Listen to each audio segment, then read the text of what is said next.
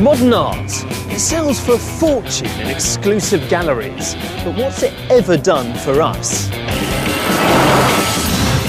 Has it influenced the clothes that we wear, or the buildings that we live in, the cars that we drive, the books we read to our children, even the way that we think? I'm Alistair Sook, and I earn a living writing about art. And in this series, I'm going to explore the life and work of 4 titans of the 20th century. Henri Matisse, Pablo Picasso, Salvador Dali, and Andy Warhol. They all changed their world. But have they changed ours? This week, Andy Warhol.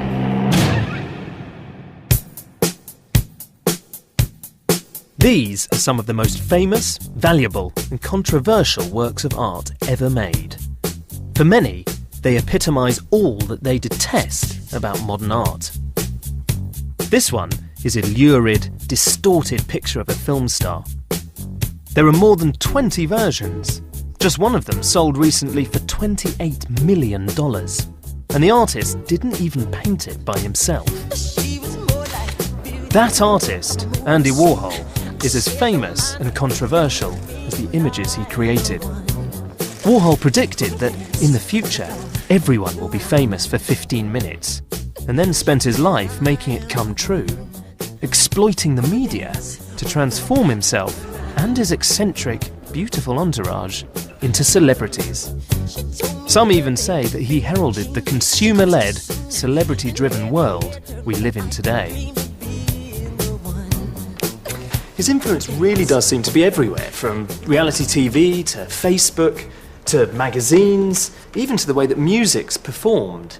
And his images are incredibly familiar. After all, Andy Warhol's the man who painted Campbell's tomato soup and also canonised the movie star Marilyn Monroe. But just because his work is so widely reproduced and he's so incredibly famous, does that mean that he's actually any good? I'm going to try and find the answer. My first stop is the O2 Arena in London. Good or bad, Warhol's art is worth a fortune today.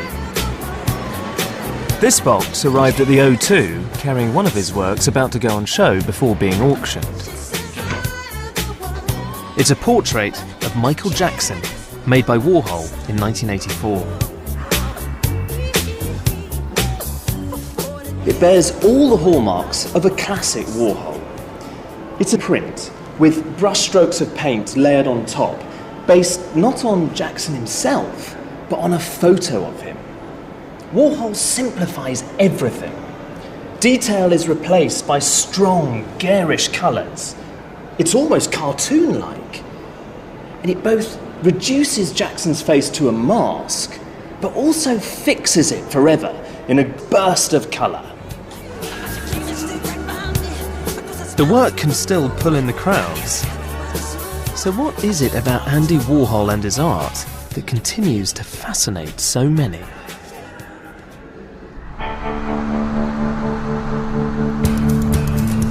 I've come to Pittsburgh, in the heart of industrial America. Andy Warhol was born here in 1928, and the city's certainly proud of its son. His work and his image are everywhere. There's even a bridge that's named after him. While I'm visiting, Pittsburgh's having a moment of glory, hosting the world's leaders for the G20 summit. And the spouses of the presidents and prime ministers are being given a tour of the Andy Warhol Museum. This is the bus that's going to the Andy Warhol Museum, so I better get on it. So this is the Andy Warhol Bridge, and the museum is somewhere just on the other side by the river. I think we'll be able to see it in a second. The museum's huge, 7 floors dedicated to Warhol's work. Here we go, this is Gordon Brown's wife, just getting out of the car. This is the wife of the French president, Carla Bruni, one of the most stylish women in the world. Andy would have loved to have made her portrait.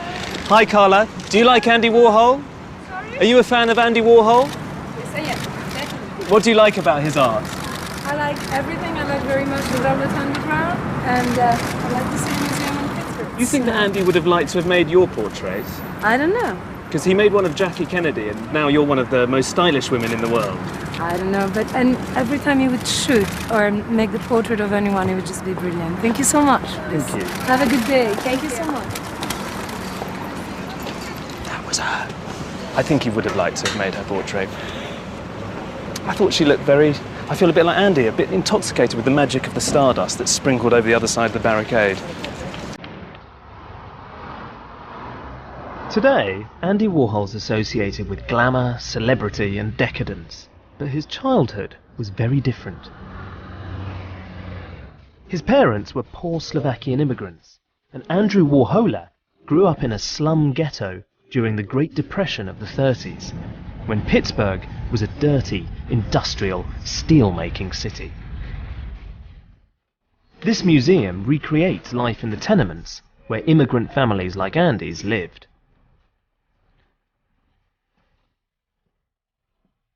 Food was often scarce, and Andy's mum would sometimes make soup out of water and ketchup.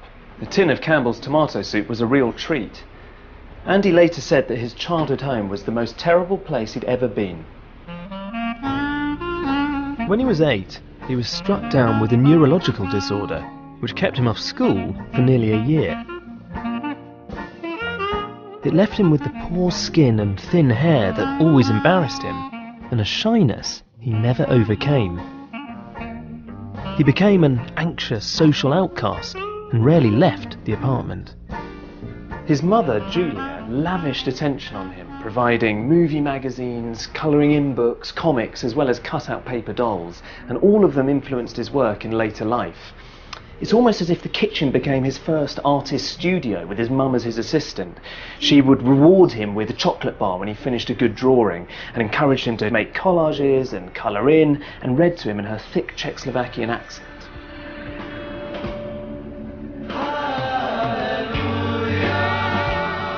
Along with his glamorous movie magazines, Andy's only other escape from his drab and dreary life in the tenement were his regular visits to church. Religion played a big part in Andy's life growing up. He spent weekends with his mother worshipping at church, gazing at the golden screens with their Byzantine icons. During those Grey Depression years, these formed the rich imagery of his childhood. It seems to me that Andy's two childhood passions, Catholic religion and the movie stars in his magazines, later fused together in his art, where celebrities became the icons and the objects of worship.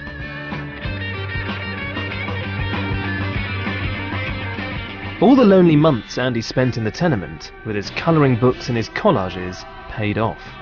He won a place at a local art college, and just a week after graduation, he escaped from the Pittsburgh ghetto.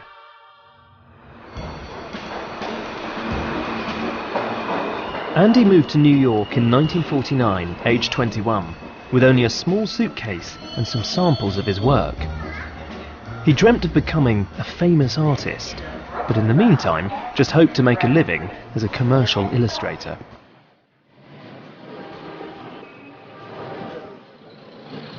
He'd arrived in one of the most exciting cities on earth, at the threshold of the fabulous 50s. The boutiques of Fifth Avenue blazoned a new style and luxury. Andy was desperate to join this glamorous world. It was tantalizingly close, but still out of reach. With only $200 in his pocket, Andy arrived here in the Lower East Side and moved into a dingy tenement building that had no hot water and was crawling with cockroaches. But he was edging ever closer to his dream. The New York he dreamt of was just uptown, and soon enough, Andy made his way to meet the sophisticated art directors of the city's fashion magazines, carrying a portfolio of his drawings in a tatty brown paper bag. Andy's persistence began to pay off when Glamour magazine asked him to illustrate a feature aptly called "Success is a Job in New York." They liked his whimsical drawings with their quirky, charming figures. But further success didn't come immediately for Andy. who spent much of his time hanging out in a pretty coffee shop called Serendipity.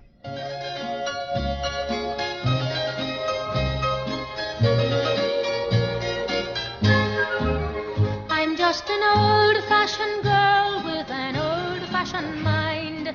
Not sophisticated. This was a popular haunt of all his favourite movie stars. Marilyn Monroe even had her own table here, and it's still going. Recently, Madonna threw a birthday party for her daughter here. I'd like a plain, simple car, a cerise. Ah, lovely. Thank you very much. When he was broke, Andy would knock off drawings like these and swap them for pastries and ice cream. I like the old-fashioned flowers, violets all for me. Serendipity was an oasis for Andy, where he could sit and gaze across the tables at Marlene Dietrich and Marilyn and indulge his fantasies of life amongst the stars. The owner of the cafe, Stephen Bruce, was one of the first people to recognise the potential in Andy's drawings. Hi, I'm Stephen Bruce. Welcome to Serendipity. Thank you. Well, you're the owner of Serendipity. Yes, I am, and I see you have our favourite drink, which was Andy Warhol's favourite He drink liked this also. one, did he? Yeah. Frozen hot chocolate and lemon icebox pie. Is that what it is? My God. Yes. Madison Avenue was just a few doors away, and he was trying to sell all of his artwork to Madison Avenue advertising people. Yes, and he started coming in and having a cappuccino and showing me his rejects. He was very sad because they didn't buy anything. And I said, well, there's a wonderful shoes here. Let's frame them. So we did. We put them on the walls of Serendipity. Was this his first exhibition? First exhibition, yes. And we sold them for $25. Gosh. We did split. He got $12.50 and I got $12.50.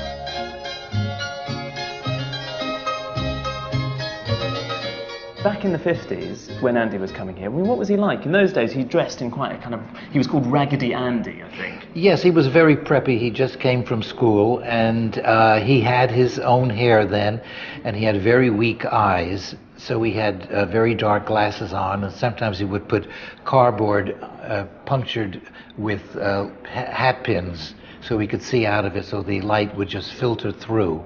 He was too sensitive to light. Very sensitive to light. Maybe that explains why he always wore sunglasses throughout his life. Exactly. And I think also that's why he liked, a wonderful color.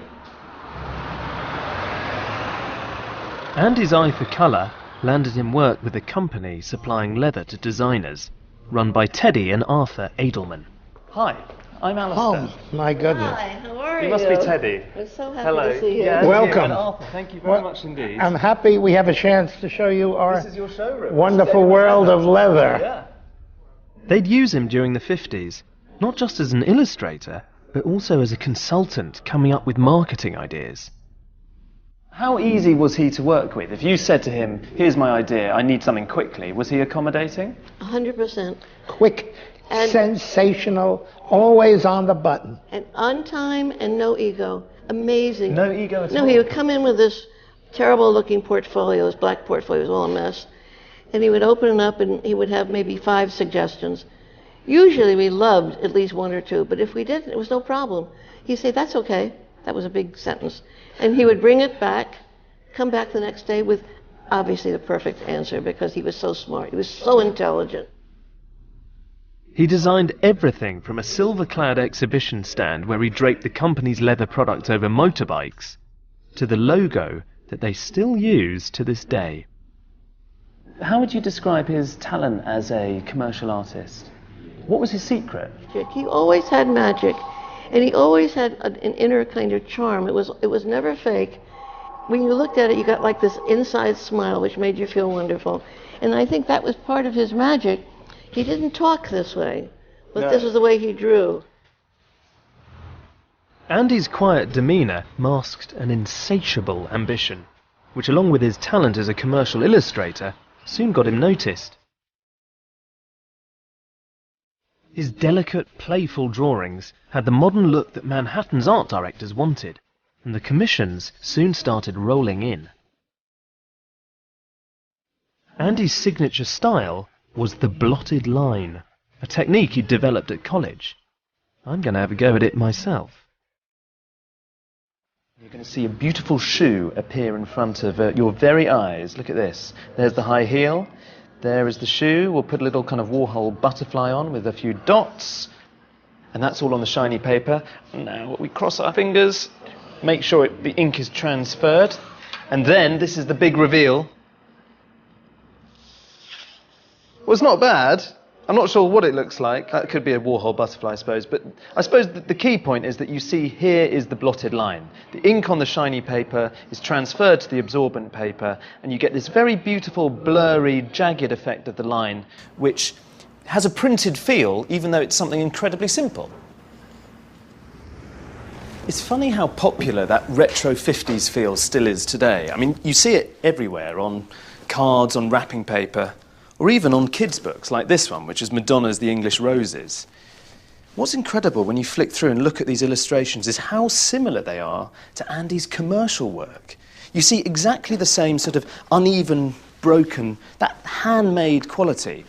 The line feels very playful and witty, and you've got the same candy floss colours. I never really realised the debt that books like these owe to Warhol when he was excelling as a commercial designer back in the 50s.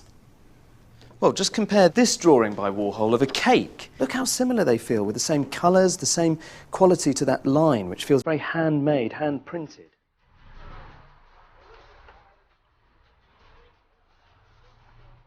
By the mid-1950s, Andy's career in commercial illustration was really taking off. But what he wanted more than ever was to become a famous artist. So this is pretty hip. This is the historic and Bohemian Chelsea Hotel where Warhol's set used to hang out.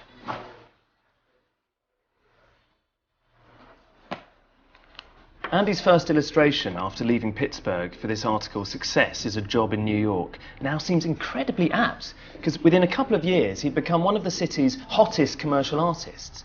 His work had appeared in Glamour, Vogue, Harper's Bazaar. He did record sleeves and book jackets and dressed windows for department stores. By the time he was 27, he was already making more than $100,000 a year, which was big money in the 50s.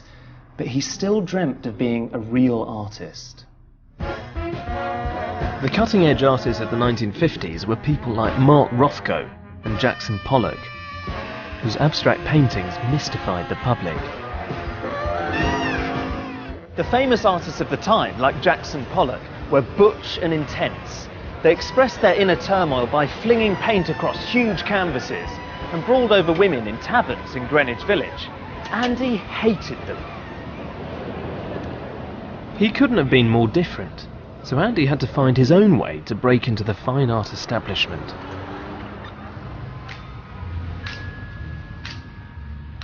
For his work to be taken seriously as art rather than just illustration, it had to be about something. It had to comment on the world around him and make people look at it differently.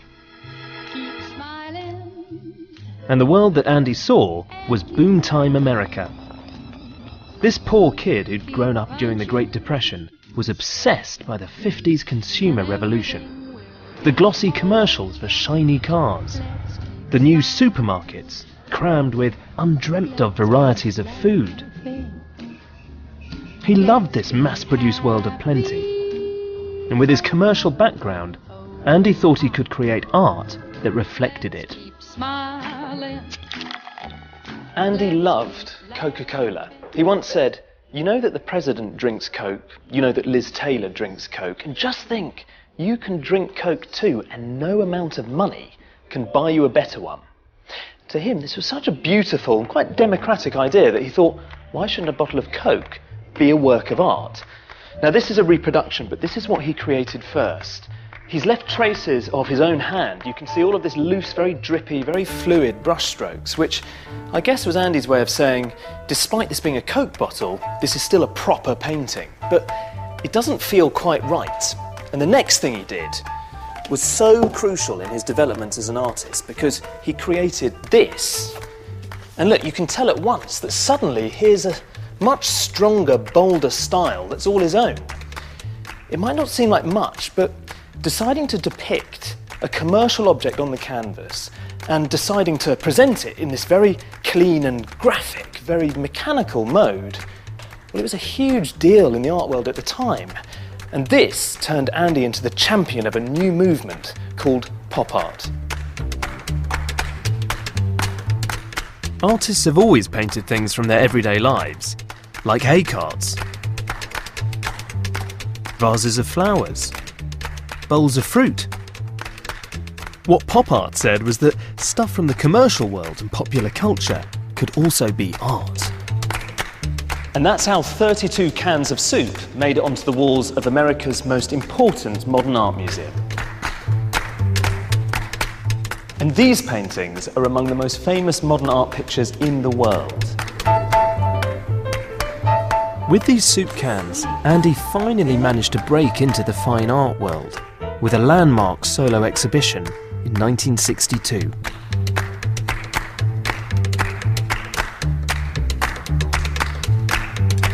He started with quite a basic portrait of just tomato soup, but that wasn't enough. He had old-fashioned tomato rice soup. This one I like. This is clam chowder Manhattan style, which apparently is tomato-based rather than creamy. Turkey noodle soup if you're alone at Christmas. Minestrone. Now, when they were first shown, most people thought they were a joke, but they really mark Andy's coming of age as a pop painter. The bright colours, the crisp, mechanical technique, the presentation of a series of nearly identical images, they were all things that Andy would play with again and again. Like Coca-Cola, Campbell's soup was available to everybody. Like so much of his later work, these paintings are about capitalism, they're about the consumer society. Really, they're about us. Andy had begun a revolution, and what could now be classified as art would never be the same again. If we needed any evidence that Andy's shaped the modern world, then this is it. Here at Tate Modern, you can see some of the biggest names in modern art, people like Tracy Emin, Damien Hirst, or Jeff Koons. And all of their work has been shaped to really quite a great degree by that of Andy Warhol.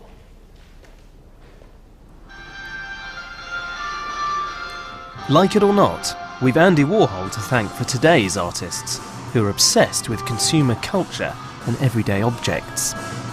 Now artists can take anything ordinary, cola cans, designer trainers, or Japanese cartoons, stick them in a gallery, and declare it art. It's still highly controversial, so imagine the storm it caused when Andy did it back in the 60s.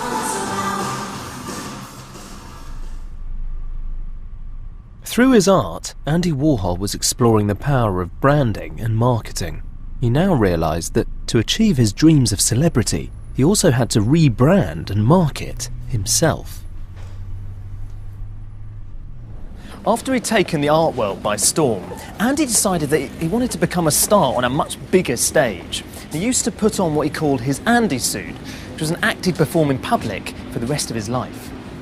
I'm gonna need to. Stylist Brick Smith-Start understands how clothes can transform a person's public image, and she's going to show me how Andy did it. Bricks, hello, I'm Alistair. Hi.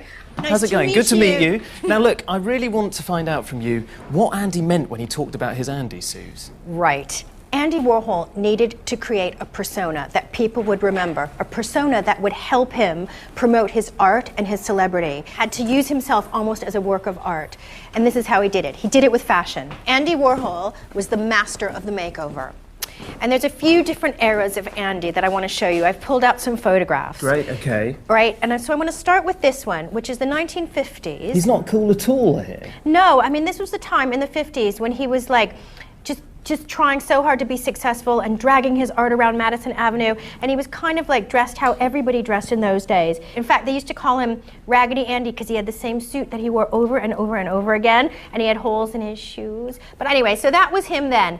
But almost overnight, he totally reinvented himself into this iconic, super cool, the factory days Andy. And he had loads of different wigs that he customized himself. So like different wigs for different moods, kind of like Cher. It's amazing that he could get away with this, because it's so obviously a wig.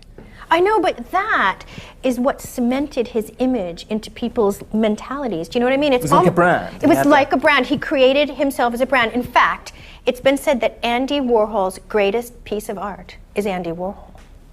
When I knew you were coming here, I thought it would be a great idea to dress you up like Andy Warhol. So I've like pulled a couple different looks from his different eras. Great. You don't look that thrilled. No, I You're am thrilled. I'm excited. thrilled. You just told me you wanted that. My mum would be so proud. Yeah, this is going to be the peak of my career, I think. Yeah.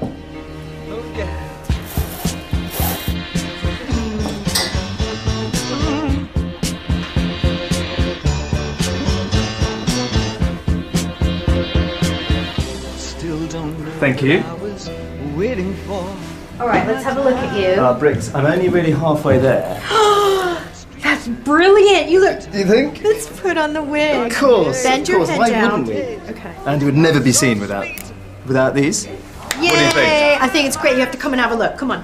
How do you feel? Tell me how you feel. I love it. I'm not sure that. I mean, what's quite good about it is a bit like a costume, isn't it? Yeah. I mean, clearly in my case. It's an but Andy suit. It's an Andy suit, and I suddenly understand that he would kind of put this gear on, and it allowed him to play a role, right? Yes. Gee, Briggs, golly, and you'd often kind of go. Yes! You've got it. You've so got it. Turn and face the strain to changes. Don't wanna be The new, rebranded Andy Warhol was now ready to face the world, and his next artistic venture would bring him all the attention he craved. something is happening and it's starting. So after soup cans and Coke bottles, what did Andy do next to really shake up the art world? It's changing everything. Do you know why He put on a show that looked, well, it looked pretty much like this. Andy transformed a really ritzy, upscale New York gallery basically into a supermarket. He filled it with Brillo boxes, cartons of apple juice and packets of cornflakes. It was about as far from traditional painting on a wall as art could get. For the show, he printed plywood replicas of the original cardboard boxes. Some thought it a brilliantly ironic comment on art and modern consumer culture. Many others thought it was ridiculous and quite possibly a fraud. The strange interviews Andy gave didn't really clarify the situation. The Canadian government spokesman said that your art could not be described as original sculpture. Would you agree with that? Yes. Why do you agree? Well, because it's not original. You have just then copied a common item. Yes. Well, why have you bothered to do that? Why not create something new? Because it's easier to do. It was the start of the Andy persona. Not just the wig and the glasses, but his weird, deadpan manner. It was a strange way to make yourself famous, but it actually worked. The more mysterious and enigmatic that Andy was, the more people were drawn to him. Well, isn't this sort of a joke, then, that you're playing on the public? No. It gives me something to do.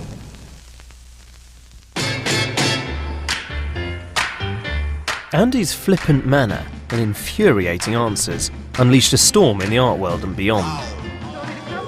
But his supporters believed he was doing something important, questioning the need for art to be original, arguing that it was the idea behind an artwork that mattered, and not necessarily the skill used to make it.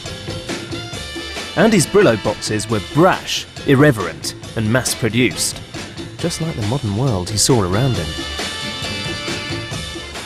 To reinforce his rejection of craft and originality in his art, Andy started calling his studio the Factory.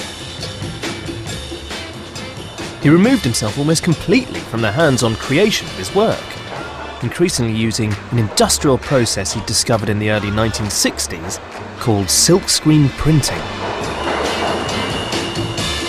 To assist him, Andy brought in an expert printer, Gerard Malanga.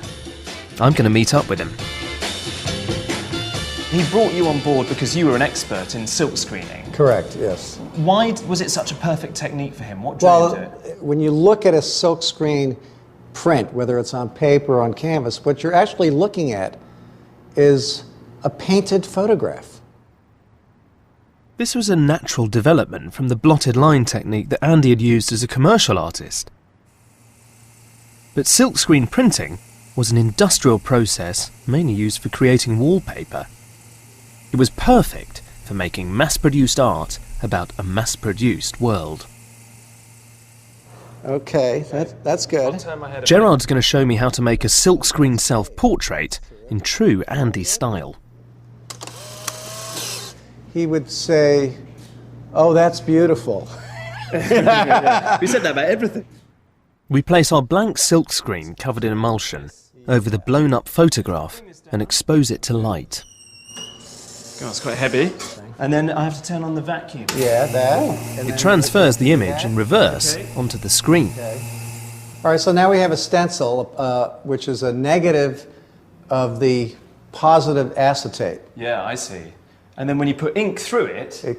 You recreate the positive image. Take the top off the ink. I've got to be careful not to spill it everywhere. All right. Just like this? Yeah, that's fine. A little bit more. Yeah. Okay, now get your squeegee. Sweep it real fast. Okay, keep going. The technique allows the artist to build up multiple layers of colour, transforming the original photograph into something new, showing us how the artist sees the subject. So let's see what I've done.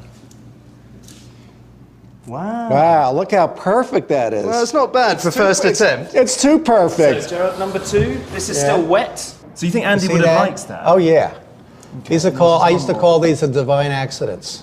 Oh, and he sort of went with that idea, that it just doesn't matter. I look like a pink mouse with lipstick. I'm not sure I like it very much. No, but there's less pink. You see, there's more pink in that. This is okay. I like this much better than this one.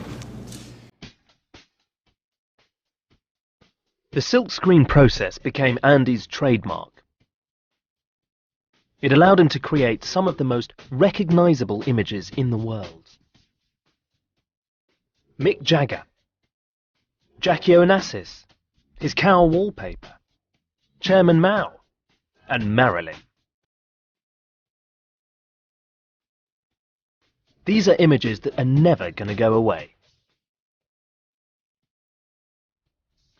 In August 1962, movie star Marilyn Monroe died of an overdose, and Andy immediately decided to make a series of portraits of her.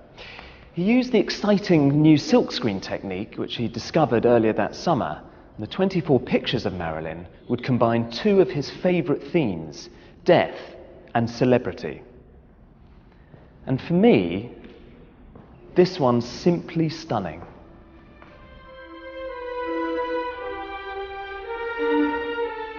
At first glance, Marilyn looks incredibly beautiful, even precious, like one of the gold-leafed religious icons that Andy saw in church as a boy. But something isn't right. The silkscreen allowed him to offset the layers of paint, so the edges smudge and blur, creating an eerie, haunting quality. The colourful mask covering the colourless photograph, echoing Marilyn's glittering media-created image that hid the profound sadness beneath. The colours of her eyelids and lips look like makeup applied by a child. Marilyn's face is distorted, just as the media distorted her image. There's a sadness which chimes with our knowledge of her early death.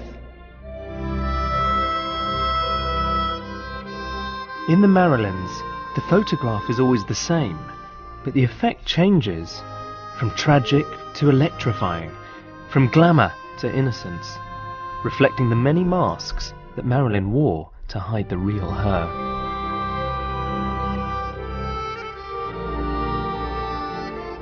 As well as celebrity, the Marilyns are also about death, which you can see in this other, haunting version. It fades from colour to black and white, almost as if she's washed away. It's like the transition of Marilyn Monroe from this life to the next.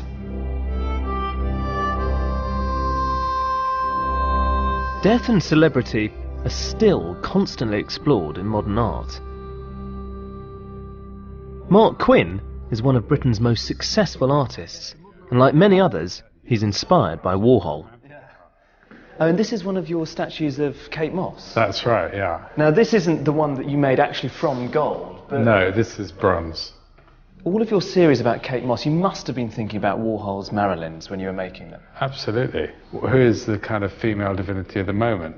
And it struck me that perhaps in the 60s it was Warhol, for Warhol it was Marilyn, and now it was Kate. And is this the same thing that Warhol was driving at with those Marilyns? I mean, what I love about that image is that it crystallises these twin obsessions of Warhol, celebrity on the one hand and death on the other. And it just seems that those are two very, very meaty, weighty, quite resonant themes, which are still very attractive to artists working today. I agree. Celebrity and death are both two sides of the same coin in a way, because celebrity is about immortality.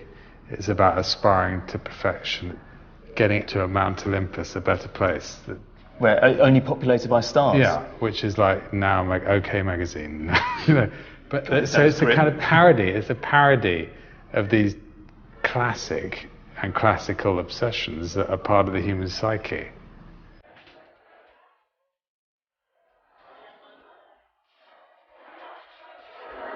But it's not just artists who still feed off Warhol.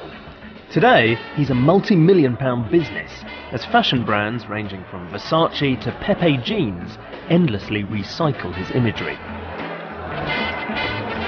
Andy once said that department stores were the new museum. He realised that shopping would obsess the coming generation, and he wanted to be right at the heart of this glossy new era. Today, nearly 50 years after his glory days as a pop artist, his work has moved out of the gallery and into our everyday lives. It's so strong, so reproducible, that it appears everywhere.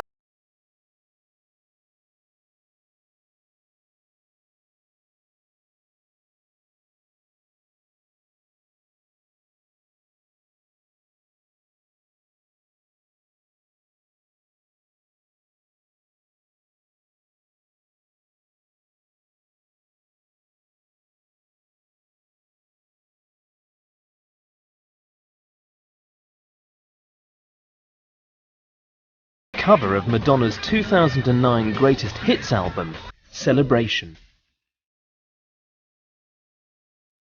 But what is it about Andy's images that makes them so popular today? I've come to ad agency McCann Erickson to ask Faris Jacob. What I really want to know is, why am I wearing a t-shirt printed with Andy Warhol's face nearly 50 years after he was making this kind of imagery? He was brilliant at branding. He was very consciously using some of the sort of tricks and strategies of advertising, but it feels like he was much more intuitive about it. It was much more a natural thing. I think he was really ahead of his time in looking at how, you know, endlessly replicating your own image changes how people see you and stuff. And Facebook is an obvious example. So the idea of personal branding kind of used to make me feel a bit nauseous, because it's like it seems very artificial. But now everybody is putting pictures of themselves online and expressing themselves on Twitter and Facebook and lots of different platforms. And so inevitably, whether or not you think you're creating a brand, you are creating a brand. But now, I mean, people take Warhol's image in vain all the time. Actually, within the Mac's installed applications, there's a way to Warholize yourself. Right. And again... What does it involve? Well, I'll grab a picture of you and I will show you. So we'll take a picture. Oh, wow. Oh, look. So we can just, we can create a Warhol image right now. Okay, you ready? Yeah. Okay, I think go. Shall I do a little Do an Andy finger. Great. I've seen lots of these on Facebook. It's almost become more popular than putting up your own image. It's as if it gives you instant credibility and cool. It's appropriating cool from Andy. People first started trying to appropriate Andy's cool in the 1960s. Then, a growing celebrity-hungry entourage began hanging out at his silver foil-covered studio, The Factory. This was more than just a place where Andy made art. It became the high temple of New York's wild underground scene. Outside was still a world of men in suits, ladies in pretty dresses, cocktail parties, and polite restraint. While at the Factory, the swinging 60s were being created. Freaks hung out with Hollywood stars like Jane Fonda in an outrageous, drug-fueled, gender-bending circus, and Andy Warhol would watch. Today, some survivors from the Silver Factory years, like Gerard Malanga, still get together. Billy Name is another veteran from those drug-crazed days who famously locked himself in a storeroom for a year. Later on, I get the impression at the factory that it wasn't always a happy place, that sometimes it was quite... there were difficult days, there was drama that went on, but it's no different from in your own family, you know. But if it was like a family, what role do you think Andy played? Because it strikes me as not very much like a dad. Well, it was more like a family on a TV show, so everyone was a character. So Andy would have been the wizard, the magician, the magnetic center. Is Andy here? The camera's already rolling. Is he here? No. In the summer of 1963, Andy bought his first handheld movie camera and started shooting films. And not long afterwards, he made his first screen tests. 3-minute film portraits of factory regulars and beautiful and famous visitors. People like Dennis Hopper, Bob Dylan, Salvador Dali, everyone who was anyone in the early 60s in New York. The only thing that Andy would tell them was to stare directly at the camera. Whatever else they did was up to them. The screen tests were like moving portraits. Using film to make art was another important leap that Andy made, a further break from traditional art. Now, Susan, smile. Say cheese. Can we do a cheese movie? All you have to do is say cheese, cheese. All right. No, the next 3 minutes could be a cheese movie. All right. Here, Warhol's filming the writer and activist, Susan Sontag. You don't have to do anything. Billy Name remembers exactly how Andy would stage his screen tests. Well, if you want a real Andy Warhol screen test, there's a specific setup. This feels like an interrogation. Well, it's sort of like Andy Warhol S&M, yeah. Yeah, right, it's a bit sadistic. All right, and let's take a look at that lighting. Oh, see, that's God, it's kind of bright. I mean, well, it's only going to be what? How many minutes is it? 3 minutes? It's the anarchist. And the ones that mother gives you. 3 minutes feels like hours. Sitting with that black eye boring into you. You feel incredibly self-conscious and exposed. It's like a condensed version of Big Brother. The unwavering, penetrating gaze of the camera stripping off the mask to reveal the real person underneath. The first voyeuristic reality TV. I'd like to know why so many people chose to put themselves through this for Andy. So I'm on my way to meet the interior designer, Nicky Haslam, who's a celebrity in his own right. And he knew Andy back in the 60s and often visited the Silver Factory. And I'm hoping that he's going to be able to paint a picture of what the scene at the time was all about. Hi, Al. Nicky. Well, hello. Good to meet you. How are you? I'm very well. Come in, Thank quick. you.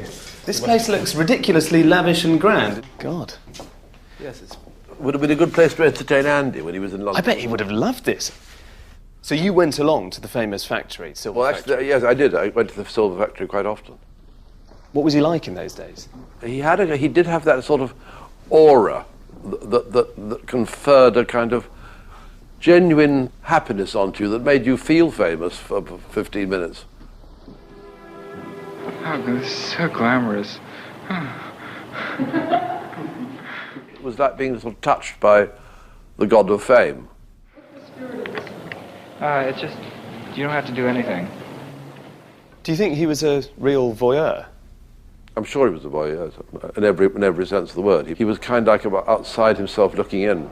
Andy didn't necessarily want to be the centre of things. He wanted to watch and see other people's reactions and how other people lived their life. He was oddly shockable, Andy. He was shockable? Yeah, but he loved being shocked, that's the point. As well as the screen tests, he started making other films about the most boring aspects of human life, like people sleeping. Your first major picture was called Sleep, and I believe it was 8 hours straight filming of a man asleep. Yeah, it was John Giorno. He's a sort of a telephone poet in New York now. Why did you decide to just shoot somebody sleeping for 8 hours? Well, he just said that he sleeps so soundly, and you could just put he falls asleep, and he left his door open in New York, which is so strange, because he just left his front door open. You could just walk right in. maybe you think it's a bit crass, but when I sort of think of people watching 24-hour coverage of the Big Brother house and seeing people asleep, I sort of think that wouldn't be there if it wasn't for Andy Warhol making Sleep in the early 60s. Well, it's probably true to say there is a very, very strong link. And Andy's sort of genius was for making the banal and the trivial interesting. All the films that he made, they've become kind of the footprint of reality TV in a sense. Was that his gift? He could draw out the superstar in all of us? Yes, I think that you've put your finger on it. I think he thought everybody had a point, and everybody had a superstar. Somewhere in everybody was a superstar quality that he could mine and make interesting. So Andy Warhol realised that with enough exposure, anybody could be a celebrity. Before anyone else, Andy saw what was coming. A new global phenomenon of celebrity like it had never been before. He coined the term superstar. Well, it's all part of it. I have my whole brand and I have a business, so the more attention, the better. Andy's prophecy was that there'd be a new kind of person. He instinctively realised that anyone who could find a way to get in front of a camera would automatically become a celebrity. He looked into the future and saw not only Paris Hilton, but Jade Goody and Susan Boyle. I broke in the mirror. Correct. I like to try and look intelligent at times. Now, she's a middle-aged volunteer church worker from Blackburn in Scotland. Andy discovered that he could manufacture celebrity, and his experiments in film proved that he no longer had to restrict himself to paintings. In 1965, Andy had announced that he was going to leave painting behind him altogether and concentrate on a whole raft of different projects. And in the same year, he began to manage Lou Reed and John Cale's band, The Velvet Underground. And this is the classic banana record sleeve that he designed for their album The Velvet Underground and Nico, which was released in 1967.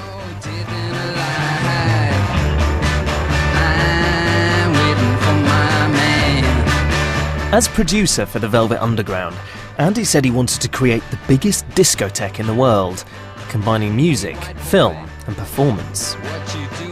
The band played with his movies projected onto walls and his beautiful entourage dancing.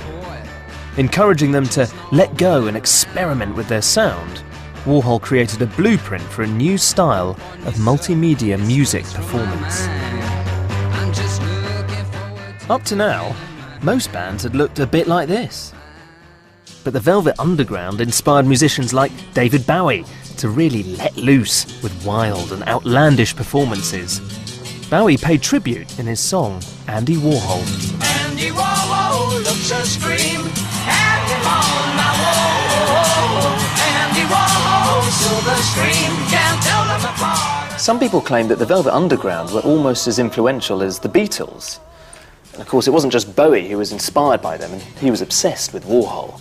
You could say that the whole punk rock movement that emerged in the 70s owed a massive debt to Warhol's factory scene as well. Andy had come a long way from Pittsburgh. He'd realised his dreams and become an American icon in his own right. But he was about to learn for himself the price of celebrity. In June 1968, a mentally unstable young feminist called Valerie Solanas, who'd actually appeared in one of Andy's films and was the founder and sole member of SCUM, or the Society for Cutting Up Men, arrived at the factory with 2 guns hidden in a brown paper bag. She shot Andy, almost killing him. As he later said, he was just in the wrong place at the right time. It's ironic that throughout his career, Andy had been fascinated by violent death.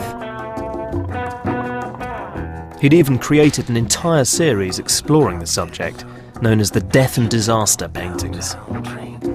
This one, from 1963, is one of the best of the lot. It shows a gruesome tabloid photograph of a car crash repeated 14 times. The first thing that hits you is its unflinching, in-your-face power. The repeated images have this jittery quality, like film rushing through a camera. It gives a sense of speed, of action unfolding, a sense of time. Look closely. You can see a corpse slumped in the passenger seat. It's horrible and completely at odds with the jaunty orange background.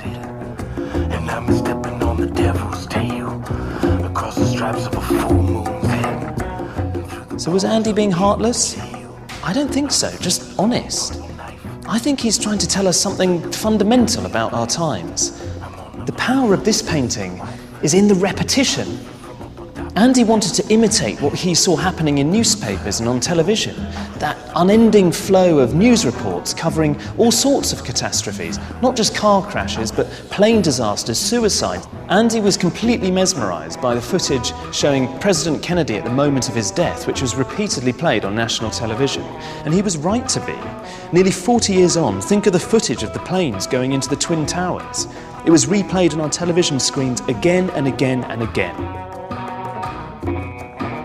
As always, Andy refused to talk about the meaning behind these works. He'd just say, "Oh, they're about nothing," leaving it to art critics like me to argue that the car crashes and electric chairs are serious comments on our time. Actually, I think the death and disaster paintings are his best work, and they've become incredibly valuable. In 2007, Warhol's Green Car Crash sold for $72 million. Art and money have always gone hand in hand, but Andy's behaviour in later life made some question whether for him it was just about the money. Andy's own personal disaster, shooting of 68s, has an incredibly profound effect on him. Afterwards, he was completely transformed as an artist. He smartened up his entourage and became brazenly interested in making as much money as he possibly could. He even said, in 1975, that good business is the best art.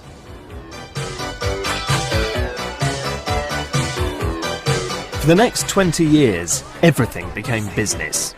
Andy became a professional partygoer, a shameless stalwart of the celebrity circuit. He had a TV chat show and joined a model agency, became court painter to the rich and famous, and appeared in everything from Japanese TV commercials to pop videos. And he even launched a celebrity magazine called Interview. It's still going strong today. It was the precursor to celeb gossip mags like Hello, Heat and OK. All this makes many wonder whether Warhol's art was ever a comment on celebrity and consumer culture, or just a part of it.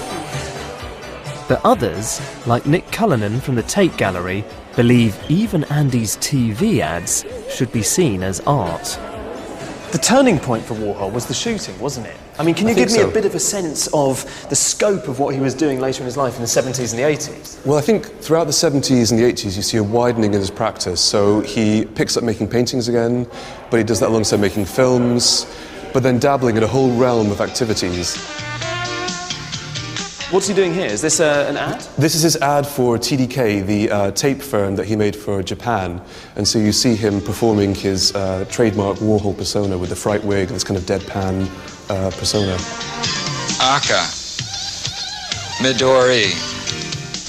What's this doing in an art gallery? Because, you know, there are ads on telly the whole time, but we don't privilege them and say, this is a work of art. Why is this one a work of art? Well, this one's special because this is an artist making an ad for telly. And the thing is that we wanted to show his paintings, his works of art that you see there, for example, alongside these activities. And what do you say to people who might be a bit like, oh, God, isn't this the Emperor's New Clothes? I mean, come on. I can see how painting's a work of art or a sculpture, but TV ads, you probably got a big check for doing that. You probably got a bigger check for the painting. Well, that's true. I think the thing is that perhaps we move beyond the idea that artists can only make paintings or artists have to be sincere, they have to suffer. Artists can now, thanks to Warhol, inhabit a whole different realm of activities and personas, so that's what we wanted to look at. I think that's Andy Warhol's indisputable legacy. He threw open the doors, and now, in art, anything goes. He may indeed have sold out in later life and bought into the celebrity circus, and you can even question his motivations. But there's no denying the incredible impact his work has had on our modern world. One person who's never doubted Warhol's brilliance is the movie star Dennis Hopper, a lifelong friend. Hopper's a keen artist as well as an actor, and I've come to meet him at an exhibition of his paintings and photographs. Dominating the room is Hopper's painting of Andy, and alongside is a collection of intimate photographs from the factory days. Okay, so this is Andy, Gregory Markopoulos, Taylor Mead, Gerald Malangan, Jack Smith. I mean, why was he so drawn to doing this thing of, you know... The repetition. Yeah. Our media, with all the media that we have today, it is like repetition, Exactly. Especially now that we have 24-hour news, man. I mean, how many times can Michael Jackson die? You know? I mean, it's just on and on and But on. Andy, if he were alive, he'd be making work about that, wouldn't Right, he? I mean, exactly. that would be his big Be thing. repetitive. Repetitive images. But, you know, we're talking about whether he's a prophet. I mean, you know, to me, that seems like he really is looking forward and foretelling what's going to happen. He understood how the media I don't culture think it's so works. much. I don't think art is so much about foretelling what's going to happen as it is recording your own time and what's happening in your time. And maybe when I say Duchamp said that the artist of the future will be a person who points his finger, he won't be a painter, and he'll say that's art, and it'll be art. Doesn't matter how it gets on the canvas or how it gets there. That the artist says it's art. Now, how do you become an artist? Yeah. Well, okay. But Andy was an artist. Yeah. And so, and to me, he did finger point our society. The soup can, the cartoon, the disasters, the electric chair, our morals. I mean, everything is like, you know, pretty much our consumer reality. It's all in Andy's work.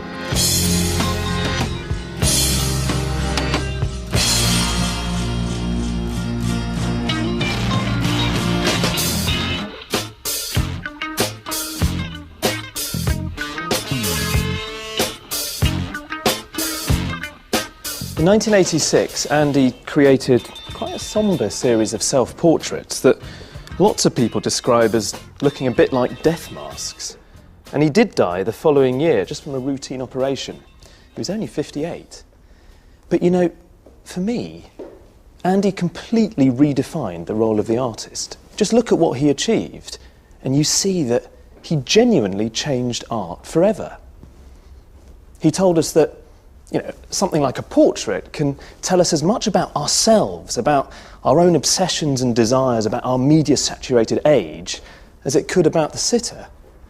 Or he took things, really banal, humble objects like a can of tomato soup or a Brillo box, the kind of stuff you pick up in a supermarket, and made it question the very nature of art. He took art out of the gallery and into the world around us, into so many different fields like music or film or publishing even. And in doing that, he freed up other artists to do exactly the same. And of course, more than any other artist, Andy Warhol was obsessed with pointing out how much we're enthralled to celebrity. He told us who we are and what we would become, and showed us that art can illuminate these things. He was pointing the finger at all of us.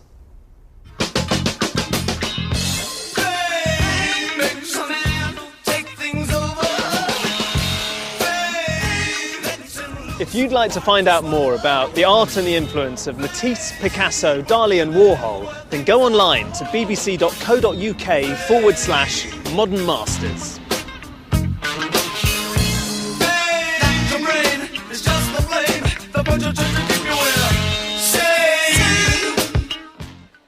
Coming up next tonight, here on BBC HD, the last in our series, Maps, Power, Plunder and Possession. That's in a few moments. And then at 11, an electric prom from the incomparable Dame Shirley Bassey.